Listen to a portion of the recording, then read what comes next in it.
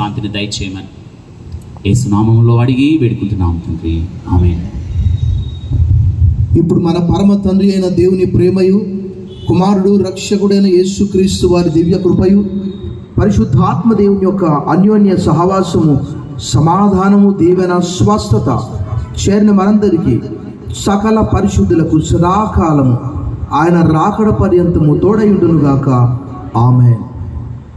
Thank you sir, మంచి వాక్యం అందించారు. ఈ అంత్య దినాల్లో మనకు ఇలాంటి మంచి బలమైనటువంటి ఆహారం మనకు ఎంతో అవసరము. ఇంకా రేపటి దినము, ఎల్లుండి ఆదివారం కూడా మీరు మీ పొరుగు వారిని, స్నేహితులను, ఇరుగు పొరుగు వారిని కూడా తీసుకొని రండి. ఆదివారం దినం ఉదయకాలము మొదటి సర్వీస్లో మరియు మూడవ సర్వీస్లో డాక్టర్ నోవా గారు మాట్లాడతారు. ఆసక్తి కలిగినటువంటి వారు ఉదయకాల ఆరాధనకు హాజరు కావాలని కోరుతున్నాను.